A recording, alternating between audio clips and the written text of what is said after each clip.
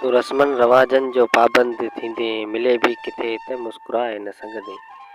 जी साईं, मुंहिंजा हिन आवाज़ जे ख़ूबसूरत पंध में आऊं आहियां अव्हां जो कंपेयर मेज़बान शाइर अशरफ जानी। इन जुड़ाली मुंद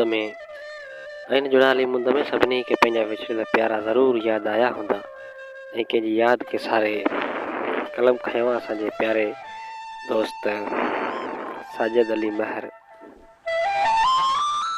वो पंहिंजे महबूब जी यादि के सारे ॿ टे लुड़क हारे ऐं कलम खणी कुझु हिन रीति मयारूं लिखे थो त ए बेवफ़ा सनम तो त मूंखे चयो हो त पाण ॿई कॾहिं बि जुदा नथा थी सघूं ऐं यादि कर तो मुंहिंजी ॿाहुनि मां झले मूंखे सम्झायो हो त जुदाई जो वजूद कॾहिं पाण ॿिन्ही जे विच में नथो अची सघे।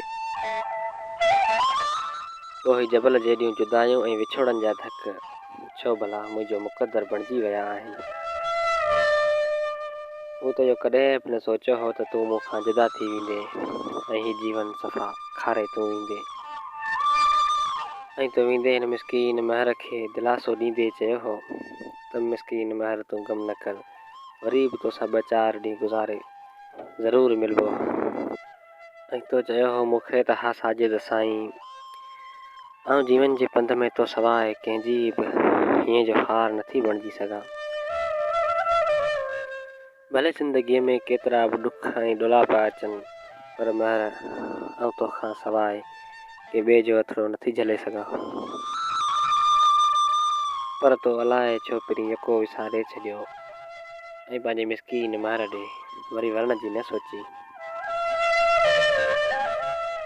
ऐं हा महबूब साईं, हाणे ही शामनि जा पल मूंखे तो सवाइ खाइण ईंदा आहिनि ऐं हा पहिरीं हाणे हीअ ज़िंदगी तो सवाइ ईअं पई लॻे ॼण के लावारस लाश खे कुल्हो ॾियण लाइ को न हुजे।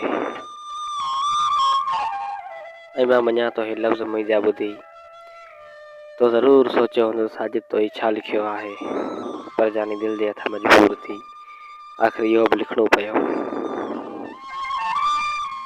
ऐं जे तूं चाहीं थो त मां वरी बि तुंहिंजो साॻियो ऐं साजिद थी रहां त वास्ते ख़ुदा जे वापसि वरी अचु। ॾियण लाइ मयारूं अञा बि खोड़ आहिनि पर जॾहिं तूं आएं तॾहिं तुंहिंजे कुल्हे ते कंध रखी मयारनि जा मोती ढेर हारींदसि ऐं दिलि जो पार तॾहिं हल्को थींदो जॾहिं तोखे रूबरू ॾिसंदसि